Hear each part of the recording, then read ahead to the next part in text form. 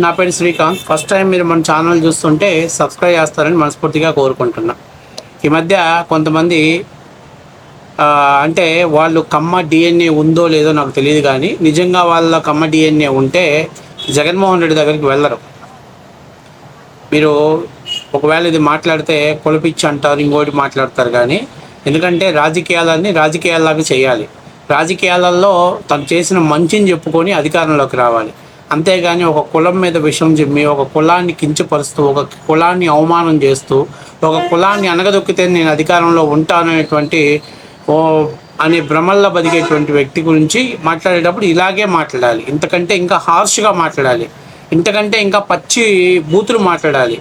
ఎందుకనంటే అది ఆవేదన.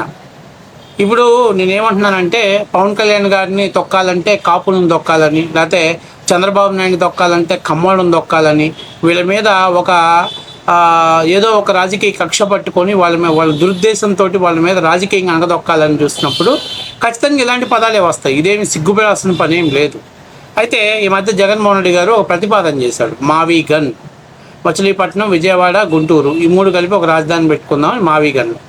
దీని మీద కమ్మవారి శ్రామిక యువజన విభాగం అని ఈ మధ్య కొత్తగా ఒకటి, అంటే వైఎస్ఆర్ కాంగ్రెస్ పార్టీ అంటే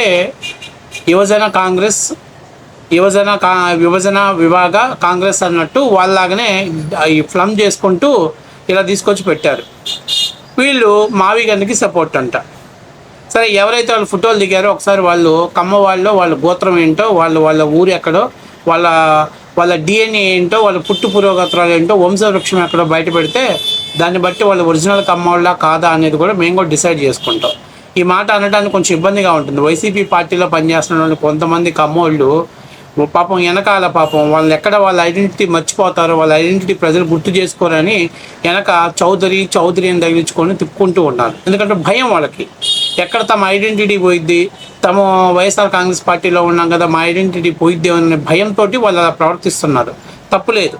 ఇక్కడ నేను అడుగుతుంది ఏంటంటే మావీ గన్ అనేటువంటి దానికి ప్రతిపాదనకు మేము సంపూర్ణ మద్దతు ఇస్తున్నాం అని ఈ యొక్క కమ్మవారి శ్రామిక యువజన విభాగం అనేటువంటి దాన్ని ఒకరు తీసుకొచ్చి పెట్టారు. అసలు ఈ పదమే చాలా ఇరిటేట్గా ఉంది. కమ్మవారి యువసేన ఉంటుంది, లేకపోతే కమ్మ యూత్ ఉంటుంది, లేకపోతే కమ్మవారి సేవా సంఘం ఉంటుంది, లేకపోతే కమ్మ సంఘం ఉంటుంది, ఇట్లా డిఫరెంట్గా ఉంటుంది. కానీ ఈ శ్రామిక యువజన సంఘం, లేకపోతే కమ్మ దేశం పార్టీ అనేది ఇట్లా ఎవరు పెట్టడు. లేకపోతే కాపు సేన పార్టీ అని ఎవరు పెట్టుకోడు. అవన్నీ ఏందయ్యా అంటే జగన్మోహన్ రెడ్డి గారికి కమ్మోళ్ళు కూడా మా మావీ గన్కి సపోర్ట్ చేశారని చెప్పుకునే కోసం పెట్టుకుంటున్నాడు ఆయన. ఇక్కడ చాలా ముఖ్యమైన విషయం, స్పెసిఫిక్గా ఒక క్యాస్ట్ గురించి ఎందుకు మాట్లాడాల్సిన అవసరం ఎందుకు వచ్చిందంటే, ఎవరైతే ఆయనకి వెళ్ళి మెమోంటో ఇచ్చారో వాళ్ళందరికీ నిజంగా చెప్తున్నా, మీ పుట్టు పూర్వగోత్రాలు చెక్ చేసుకోండి. నిజంగా మీ కమ్మ డిఎన్ఏ ఉందా, లేకపోతే గతంలో మీరు కమ్మ వాళ్ళ అభివృద్ధి కోసం, కమ్మ వాళ్ళ ఆకాంక్ష కోసం మీరు ఏం చేశారు, గతంలో ఎప్పుడు చేశారా అంటే అది 18/2026, అంటే ఇప్పుడు రిజిస్ట్రేషన్ చేశారు, కొత్తగా రిజిస్ట్రేషన్ చేశారు. మరి ఇప్పుడు ఎందుకు మీకు అంత ప్రేమ బొంగుకు వచ్చిందో, ఎవరు నడిపిస్తున్నారో తెలియదు. కానీ మీకు చెప్పేది ఏంటంటే, ఫస్ట్ ఆఫ్ ఆల్ మీరు కమ్మ వాళ్ళు ఒక సంఘంగా పెట్టుకోవాలంటే కమ్మ సంఘమో లేకపోతే ఇంకా ఏదైనా పెట్టుకోండి. కానీ కమ్మ యువజన శ్రామిక ఇలాంటి పదాలు పెడితే మాత్రం ఖచ్చితంగా దీన్ని ఎవరు కూడా ప్రజలు విశ్వసించేవాళ్ళు లేరు, ముఖ్యంగా కమ్మ వాళ్ళు ఆశించేవాళ్ళు లేరు. ఈ తర్వాత ఒక చిన్న విషయం చెప్తున్నా. ఈ కమ్మ యువజన శ్రామిక సంఘానికి నేను ఏమడుగుతున్నానంటే, నిజంగా మీలో కమ్మ డిఎన్ఏ ఉంటే మొన్న ఆయన చెంచాగాల చేత ఒక మాట మాట్లాడించాడు. డిఎస్సి స్పోర్ట్స్ కోటాలో అక్రమంగా కమ్మ వాళ్ళకి ఉద్యోగాలు ఇచ్చాడు జగన్మోహన్ రెడ్డి గారని, ఆయన ఇప్పించాడు అనేటువంటి ఆరోపణ జగన్మోహన్ రెడ్డి గారి యొక్క పేటీఎం ఆర్టిస్టులు ఆరోపణ చేశారు. ఆ రోజు తెలుగుదేశం పార్టీ స్పందించి, ఇగో మొత్తం స్పోర్ట్స్ కోటాలు ఇన్ని వచ్చాయి, అందులో ఎవరెవరికి ఏ క్యాస్ట్కి ఎన్ని వచ్చాయని కూడా ఇచ్చారు. అందులో కమ్మ వాళ్ళకి వచ్చింది 4-5 వచ్చాయి, అంటే 5 చాలా తక్కువే వచ్చాయి, రెడ్డిస్తో పోల్చుకుంటూ తక్కువే వచ్చాయి. ఇక్కడ చాలా ముఖ్యమైన విషయం ఏంటంటే, డిఎస్సీలో ఎటువంటి అక్రమాలు జరగల. వైఎస్ఆర్ కాంగ్రెస్ పార్టీకి సంబంధించిన వ్యక్తులు కూడా డిఎస్సీలో ఉద్యోగాలు వచ్చాయి. వాళ్ళకి ఎలిజిబిలిటీ ఉంటే ఖచ్చితంగా వాళ్ళకి వచ్చింది, ఎలిజిబిలిటీ లేనప్పుడు వాళ్ళకి రాలేదు, అంతవరకే. కానీ దానికి కూడా కులాన్ని అంటగట్టి కమ్మ కులాన్ని బూచిగా చూపించాలనే ప్రయత్నం చేశారు వైసీపీ వాళ్ళు. తర్వాత ఎక్కడైతే ఎదురుదాడి జరగటంతో వాళ్ళు అపహాస్య పాలైపోయారు. మరి నేను అడుగుతున్నా, చంద్రబాబు నాయుడిని కొట్టాలంటే కమ్మ కులాన్ని వాడాల్సిందేనా? చంద్రబాబు నాయుడిని ఢీ కొట్టాలంటే కమ్మ కులాన్ని వాడాల్సిందేనా? మరి ఈరోజు నేను అడుగుతున్నా, అమరావతి కాదు అది కమరావతి, కమరావతిని గత 5 ఏళ్ళు ప్రచారం చేశారు. ఇవాళ ఈ మావిగని సపోర్ట్ చేయడానికి వెళ్ళినటువంటి వీళ్ళందరికీ నేను చెప్పేది ఏంటంటే, మీకు సిగ్గుశరం ఉంటే సార్, మీకు సిగ్గుశరం ఉంటే ఇలాంటి పనులు చేయడానికి మీకు అసలు మనసు ఎలా వచ్చింది అనేది ఆలోచన చేసుకోవాలి. లేదు మా ఇండివిజువల్ ఐడియాలజీ ఉన్నప్పుడు మీరు వ్యక్తిగతంగా వెళ్ళి కలిసి ఆయనకు ఒక మెమోంటో ఇవ్వండి, మేము కమ్మోడవండి, మేము మీకు సపోర్ట్ చేస్తున్నాం, మీకు మద్దతు ఇస్తున్నాం అని ఒక మెమోంటో ఇవ్వండి, దాన్ని ఎవరు తప్పు పట్టట్లే.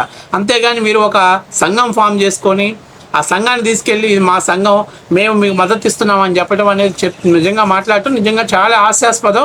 ఇటువంటి వాటి చర్యల్ని ఖండించాల్సిన బాధ్యత అందరిపైన ఉంది. అట్లాగే దీని పురోగతులు ఏంటి, దీన్ని ఎక్కడి నుంచి వచ్చింది, ఇది ఎవడు తీసుకొచ్చాడు, దీన్ని ఎవడు మెల్ట్ చేశాడు. మరి వైఎస్ఆర్సీపీలో కొడాలి నాని వాళ్ళ ఆరాధ్య దైవం అంట, కమ్మోళ్ళకి ఆరాధ్య దైవం అంట, ఆయనకి సన్మానం చేయాలంట. ఎందుకని?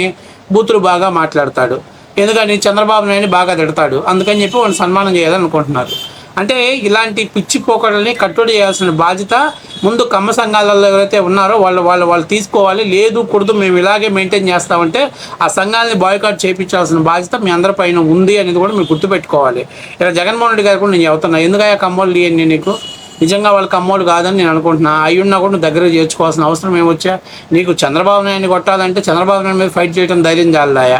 ఎంతసేపు ఉన్నా దొడ్డిదారుల్లో దొంగదారుల్లో ఆ సామాజిక వర్గం మీద బురద చెల్లటం, ఆ సామాజిక వర్గాన్ని నీచంగా కించపరచడం, ఆ సామాజిక వర్గాన్ని అవమానపరచడం, ఆ సామాజిక వర్గంలో ఎక్కడ నచ్చిన తప్పులు జరిగితే దాన్ని బూచిగా చూపించి దాని ద్వారా రాజకీయ పబ్లిసిటీ పొందాలనుకోవటమే. కానీ నువ్వు ఏ రోజైనా అసలు ఒక ముఖ్యమంత్రి అక్కడ ప్రమాణం చేస్తాడు, నేను ముఖ్యమంత్రిగా కులాలకి మతాలకు అతీతంగా నేను పనిచేస్తానని. కానీ నువ్వేమో ముఖ్యమంత్రిగా ప్రమాణ స్వీకారం చేసినామంటే నీ చుట్టూ కోటరీ అంతా రెడ్డీస్ని పెట్టుకుంటావు.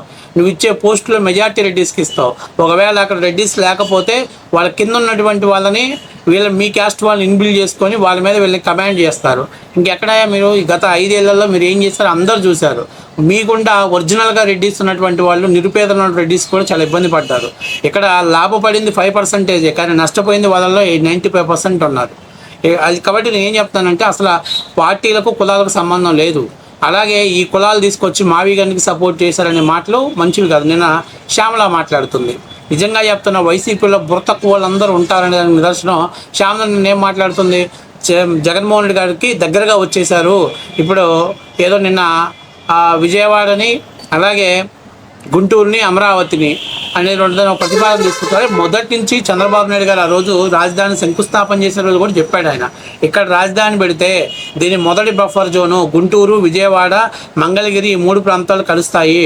ఫలితంగా రాజధాని తొందరగా అభివృద్ధి చెందుతుంది, దాదాపుగా ఒక 80-90 లక్షల జనాభా కలిగినటువంటి రాజధాని అవుతుంది అని చెప్పేసి మొదటి నుంచి చంద్రబాబు నాయుడు చెప్పుకుంటూనే వస్తున్నాడు. ఇలా కొత్తగా చెప్పింది ఏం కాదు. సెకండ్ ఫేజ్లో మనకి బఫర్ జోన్ వేసుకుంటే దాదాపుగా మచిలీపట్నం, ఇటు నందిగామ, సత్తెనపల్లి, ఇటు చిలకలూరుపేట, అట్లాగే తెనాలి కలిసి రావటం ద్వారా దాదాపుగా 1,20,00,000 మంది జనాభా సెకండ్ ఫేజ్లో ఉన్నటువంటి రాజధాని ప్రాంతంలోకి వస్తారు అని చంద్రబాబు నాయుడు గారు మొదటి నుంచి చెప్పుకుంటూ వస్తున్నాడు. ఇవాళ నిన్న మొన్న చెప్పిందేంటి? నీకేమైనా మైండ్ ఉందా? మైండ్ పోయిందా? కనీసం ఏం చెప్పినా అర్థం కావట్లేదా? మీరు 3 రాజధానులు అన్నారు, అక్కడెక్కడో విశాఖపట్నం, అమరావతి, కర్నూలు అన్నారు. చివరికి ఏం చేశారు? అది ఎగిరిపోయింది. మీరు అమరావతికి దగ్గరగా వచ్చారు. మావిగన్ మచిలీపట్నం, విజయవాడ, గుంటూరు అంటే అమరావతికి మీరు దగ్గరగా వచ్చారు. మీరు ఇప్పుడు కూడా 3 రాజధానులు స్టాండ్ మీద ఉంటే ఓకే, మీరు అన్నట్టే ఏమైనా చంద్రబాబు నాయుడు మార్పులు చేర్పులు. చంద్రబాబు నాయుడు గారు శిలాపలకం వేసిన స్టార్టింగ్ దగ్గర నుంచి ఆయన చెప్తున్నారు ఒకటే మాట, అమరావతి రాజధాని, అమరావతియే క్యాపిటల్. అమరావతిలో మొదటి ఫేజ్లో గుంటూరు, విజయవాడ, మంగళగిరి గడుస్తుంది. సెకండ్ ఫేజ్లో మీకు సత్తెనపల్లి, చిలకలూరుపేట, నరసరావుపేట హెడ్ లైన్ వరకు తగులుతుంది. అట్లాగే నరసరావుపేట తర్వాత చిలకలూరుపేట మీదుగా తెనాలి వరకు బోర్డర్ మిక్స్ వస్తుంది. మచిలీపట్నం అలాగే ఇటు ఏదైతే నందిగామ, జగ్గయ్యపేట హెడ్ లైన్ తగులుతుంది. తద్వారా సరౌండింగ్స్ తగలటం ద్వారా ఇన్ని నియోజకవర్గాలు కలవటం ద్వారా ఒక అద్భుతమైనటువంటి రాజధాని నిర్మాణం చేద్దాం చంద్రబాబు నాయుడు మొదటి నుంచి చెప్తున్నాడు. బఫర్ జోన్స్ అని కూడా చెప్తున్నాడు. మీరే మైండ్ ఎక్కడ ఏం అర్థం కాక 3 రాజధానులతో పోతే జనాలు చెప్పు తీసుకొని కొడితే 11 సీట్లకు వచ్చారు. ఇప్పుడు మళ్ళీ మావిగన్ అని రాజధాని దగ్గరలో వచ్చారు. నెక్స్ట్ ఎలక్షన్స్లో మీరు మళ్ళీ విజయవాడ, అమరావతి రాజధాని జిందాబాద్ కొట్టేస్తారు. ఎందుకంటే ప్రజలు నిర్ణయం తీసుకుంటారు. ఏదో ఒక పిచ్చి నిర్ణయానికి ప్రజలు ఒప్పుకోరు. నీకు అది టైం పడుతుంది, 20 ఏళ్ళు 30 ఏళ్ళు టైం పడుతుంది. ఎప్పటికైనా మచిలీపట్నం అనేది అమరావతిలో భాగస్వామ్యం అవ్వాల్సిందే. కాకపోతే టైం పడుతుంది. ఆ టైం పట్టేదాకా కూడా మనం ఓర్చుకోలేకపోతే ఇలా హైదరాబాద్ ఎంత అయింది? హైదరాబాదు అరౌండింగ్ ఎన్ని కిలోమీటర్లు ఉంది? కనీసం అదన్నా బుద్ధి జ్ఞానం ఉందా మీకు? కేవలం ఒక ఆరోపణ చేయాలి, ఏదో ఒక విధానంగా చెప్పాలి, ఏదో ఒకటి మాట్లాడాలి. కాబట్టి ఇక్కడ చాలా ముఖ్యమైన విషయం ఏంటంటే ఈ కమ్మ సంఘాలలో ఎవరైతే వాళ్ళు ఉన్నారో వాళ్ళు ఒరిజినల్ కమ్మోడు కాదు. జగన్మోహన్ రెడ్డి పొలిటికల్ మైలేజ్ కోసం ఈ కమ్మ వారి సేవ, శ్రామిక యువజన, అసలు శ్రామిక యువజన ఏంటి? శ్రామిక యువజన ఏంటి? కమ్మ వాళ్ళు ఉన్నవాళ్ళు రైతులుగా ఉన్నారు. మరి నువ్వు అట్లాంటిది ఇలా చెప్పావంటే నీ పార్టీ మైలేజ్ కోసం దాన్ని తీసుకొచ్చి అక్కడ పెట్టేసావు. నీ పార్టీ మైలేజ్ కోసం వాళ్ళకి ఇది బులిమేసి ఒక మెమోంటో చేసావు. రేపు 2 రోజులు పోతే కాపు యువజన శ్రామిక సంఘం అని చెప్పి ఆ సంఘాన్ని కూడా ఏర్పాటు చేస్తారు. చేసి వాళ్ళ ద్వారా కూడా మావి గన్నుకి ఓకే అన్నారని చెప్పి జగన్మోహన్ చేతిలో ఒక మెమెంటో పెడతారు. పెట్టినా ఆశ్చర్యపోవాల్సిన పడలేదు. ఎందుకంటే అలా ఫేక్ని పబ్లిసిటీ చేసుకొని రాజకీయ లబ్ధి పొందాలంటే జగన్మోహన్ రెడ్డి వ్యూహం అది. కాబట్టి అధికారంలో లేకపోతే కమ్మవాడి మీద కాపుడి మీద పడి ఆడవాలి, అధికారంలోకి వస్తే రెడ్లను అందరం ఎక్కేయాలి. ఇది జగన్మోహన్ రెడ్డి గారి మైండ్ సెట్. ఇది వాస్తవ విషయం. కాబట్టి ప్రజలు కూడా మీరు గమనించాలి. ఇటువంటి రాజకీయాలకు స్వస్తి పడకపోతే రాను రోజులు చాలా ఇబ్బందికరమైన పరిస్థితి ఏర్పడుతుంది. వాస్తవ విషయం.